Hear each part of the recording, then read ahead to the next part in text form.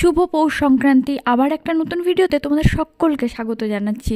পৌষ সংক্রান্তির আগে আমরা কি কি প্রিপারেশন করি সেটাই তোমাদের সাথে একটু শেয়ার করব। ইন্ট্রো ছাড়াই এই ভিডিওটা শুরু করলাম। চ্যানেলে নতুন হলে তাড়াতাড়ি সাবস্ক্রাইব করে নাও, আর ফেসবুক পেজ হোয়াটসঅ্যাপ চ্যানেলটাও জয়েন করতে পারো। পৌষ সংক্রান্তির অনেক অনেক অনেক শুভেচ্ছা তোমাদের সকলকে। সকলে ভালো থেকো, সুস্থ থেকো, আর খুব ভালোভাবে সেলিব্রেট করো দিনটাকে। পৌষ সংক্রান্তি স্পেশাল ভিডিও নিয়ে খুব তাড়াতাড়ি আসছি, এটা তার আগের দিনের ভিডিও। আজকের সকালটায় একটু অন্যরকমভাবে শুরু হয়েছে, অন্যরকম কাজকর্ম দিয়ে, তাই ভাবলাম তোমাদের সাথেও একটু শেয়ার করি। সব কিছু পার্ট টু পার্ট দেখানো সম্ভব হয়ে ওঠে না, কারণ সব কিছুর ভিডিও করাও সম্ভব হয় না। তবুও চেষ্টা করি একটু লাইফস্টাইলের পার্ট তোমাদের সাথে শেয়ার করার। আর একটু সমস্যা হয় ভিডিওগুলো শ্যুট করতে, কারণ আমি এখনও স্ট্যান্ড ছাড়া ভিডিও করি। সেরকম প্রপার স্ট্যান্ড আমার কাছে এখনও নেই। তবে তোমাদের যদি ভালো জানা থাকে তাহলে কমেন্টে রেকমেন্ড করতে পারো। আজকে সকাল সকাল উঠেই শুরু হয়েছে কুর্তি, কলাই, চিড়ে, চাল সব কিছু ভাজার আয়োজন। এই সমস্ত কিছু মাটির ওই হাঁড়িটাতে বালি দিয়ে ভাজা হবে, তবে চাল আর চিড়াটা বাদে। প্রথমে ভাজা শুরু হলো কুর্তি দিয়ে। এইটাকে আমরা কুর্তি বলে থাকি, তবে সত্যি এবার খুব ভালো পাওয়া গেছে। বাবা হাট থেকে কিছুদিন আগেই নিয়ে এসছে। কুর্তির ডাল, কুর্তির ঘুগনি স্পেশালি ঠান্ডার দিনে বেশ ভালো লাগে, আর সেই জন্য আগে সেগুলোকে ভাজতে হয়, কাঁচা তো সেটা হয় না।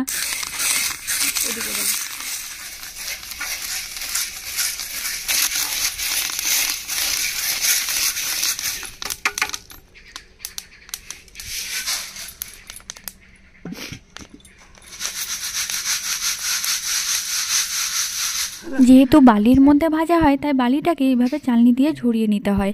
তারপরে আবার সেই বালিটা দিয়ে বাকি কুর্তিগুলো ভেজে নিতে হবে। সমস্ত কুর্তিগুলো ভাজা কমপ্লিট হয়ে গেছে। এবার পালা কলাইটাও সেম প্রসেসে ভেজে নিতে হবে। তবুও এটার কিন্তু আরও অনেক প্রসেস বাকি আছে, সেটাও দেখাবো, ভিডিওটা দেখতে থাকো।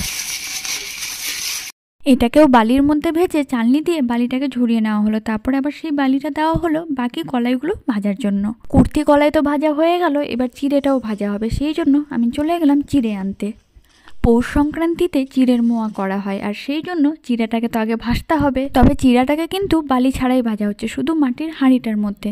এটাও যদি বালি দিয়ে ভাজা হয় তাহলে চিড়া আর খাওয়ার যোগ্যই থাকবে না।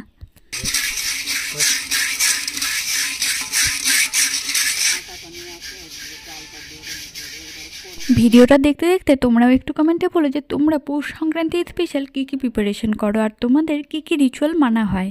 সকাল থেকে এখন মোটামুটি বেলা 1:15 বাজে, আর এখনও পর্যন্ত আমাদের কিছুই খাওয়া হয়নি। তাই আমি চলে গেলাম চা করতে। অল্প একটু চা বিস্কিট খেলেও খিদাটা একটু হলেও থামবে। সকালের ব্রেকফাস্টটাই আজকে পুরো বাদ হয়ে গেছে। সকাল থেকে তো ভিডিওটা শ্যুট করছিলাম, তোমরা তো দেখলে কি করছি। তবে এটা কিন্তু পৌষ সংক্রান্তির 2 দিন আগেকার ভিডিও। তোমরা মাঝখানে আরও একটি ভিডিও পাবে, তারপরে ফাইনালি পৌষ সংক্রান্তির ভিডিওটা তোমাদের সাথে শেয়ার করব। কারণ এই 3 দিনই কাজগুলো 3 রকমের হয়েছে, তাই ভাবলাম একটু করে 3 দিনই তোমাদের সাথে ভিডিওটা শেয়ার করি। 3টে ভিডিওতে একটু হলেও আলাদা এক্সপিরিয়েন্স পাবে। তোমাদের সাথে কথা বলতে বলতে দেখো এতগুলো চিড়ে ভাজা কমপ্লিট হয়ে গেছে। তবে এখানেই শেষ নয়, এই সুবাদে অল্প একটু চালও ভাজা হচ্ছে, কারণ গ্যাসের ফ্লেমে ভাজতে গেলে সময়ও অনেক লাগে আর পরিমাণটাও অল্প দিতে হয়। চাল ভাজার তো কোনো মোয়া বা নাড়ু তৈরি হবে না, এটা নর্মালি খাওয়ার জন্য। রসুন, পেঁয়াজ, লঙ্কা, তেল দিয়ে শীতের সময় চাল ভাজাটাও খেতে কিন্তু বেশ ভালো লাগে। এই অল্প সময়ের মধ্যে তোমাদেরকে কত কিছু দেখালাম, কিন্তু এটাই করতে পুরো দিনটাই পার হয়ে গেছিলো। চাল ভাজা, চিড়া ভাজা, কলাই ভাজা, কুর্তি ভাজা সব কিছুই কমপ্লিট। এখনও আজকের দুপুরে রান্না হয়নি, যেহেতু উনুনটা জ্বলছেই, সেই জন্য আমি গিয়ে কিছুটা আলু এবং টমেটো নিয়ে আসলাম পোড়ানোর জন্য। বেলাও অনেক হয়ে গেছে, কিছুক্ষণ পরে সূর্যাস্ত হবে, আর সকাল থেকে আমাদের কিছুই খাওয়া হয়নি, তাই শর্টকাটেই আজকে রান্নাটা সারতে হবে। কলাইগুলোকে ভাজার পর জাতার মধ্যে সেটাকে ভাঙা হয়েছে। তারপর মা এখন হেমতাল যষ্টি দিয়ে বাকি কাজটা করছে। সেই ভিডিওটা নিতে পারলাম না, কারণ আমি ছাদে গেছিলাম, অল্প একটু কাপড় ছিল সেগুলোই শুকাতে দিতে। এসে দেখি আর একটাও কলাই গোটা নেই। বাবা অলরেডি সবগুলো জাতার মধ্যে দিয়ে ডাল বানিয়েই ফেলেছে। এভাবেই কিন্তু গোটা কলাই থেকে কলাইয়ের ডাল তৈরি হয়। তবে দাঁড়াও, লাস্ট একটা প্রসেস বাকিই আছে।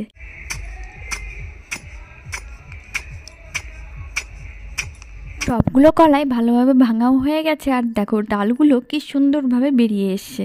তবে এবারের কুর্তি এবং কলাই দুটোই ভালো ছিল, তাই দেখতেও খুব ভালো লাগছে। গোটা কলাইটাকে ভাঙার পর যে খোসা এবং গুঁড়োগুলো থাকে, এবার সেগুলোকেই কুলোর মধ্যে দিয়ে ঝেড়ে পরিষ্কার করে নেওয়া হচ্ছে।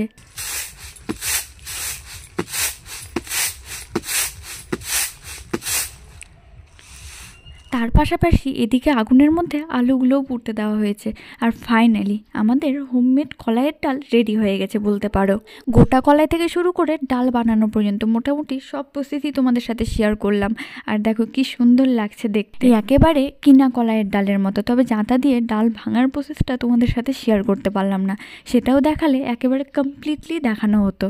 আগুনের মধ্যে কয়েকটা টমেটো পুড়তে দেওয়া হয়েছিল, টমেটো পুড়াতে আমাদের রেডি হয়ে গেছে। আলুগুলো আর একটু দেরি হবে। সবাই মিলে সমস্ত কিছু বাড়ি নিয়ে আসার পর আমি এখন বসেছি শাক কাটতে। তবে তোমাদের মনে আছে কিনা জানি না, আমি ফার্স্ট ব্লগটা শ্যুট করেছিলাম শাক কাটা দিয়ে, কিন্তু এখনও পর্যন্ত আমার বটির সাথে খুব একটা বন্ধুত্ব হয়ে ওঠেনি। শুধু শাক, শিম এগুলোই টুকটাক জিনিস পারি বটিতে কাটতে, বাকি সব কিছুই আমি চাকু দিয়ে কাটি। জানি না কেন এখনও পর্যন্ত বটির ওই বাঁকানো অংশটা দেখেই আমার ভয় লাগে।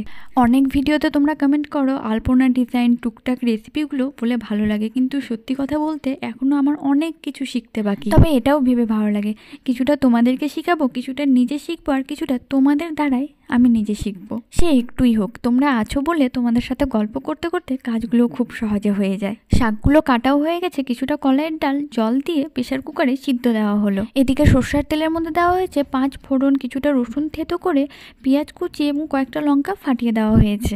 আজকে তোমাদের সাথে কলাইয়ের ডাল দিয়ে পালং শাকের রেসিপি শেয়ার করছি। একটা আলাদা রকমের রেসিপি আর একটা আলাদা রকমের টেস্ট তোমরা ফিল করতে পারবে।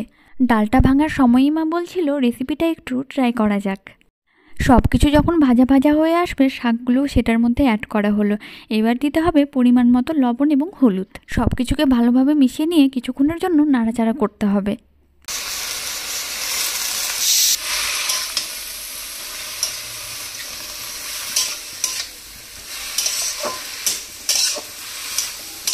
একবার ঢাকা দেওয়ার পর হালকা একটু সিদ্ধ হয়ে এলেও কিছুটা আদা গ্রাইন্ড করে দেওয়া হলো, সেই সাথে অল্প একটু জিরে গুঁড়ো অ্যাড করা হলো। সব কিছুকে মিশিয়ে নিয়ে আবার ঢাকা দিতে হবে। শাকটা ভালোভাবে সিদ্ধ হয়ে এলে সেটার মধ্যে সিদ্ধ করে রাখা কলাইয়ের ডালটা অ্যাড করা হলো। তবে সিদ্ধর সময় ডালের মধ্যে কিছুই দেওয়া হয়নি, শুধু জল দিয়ে সিদ্ধ করা হয়েছিল।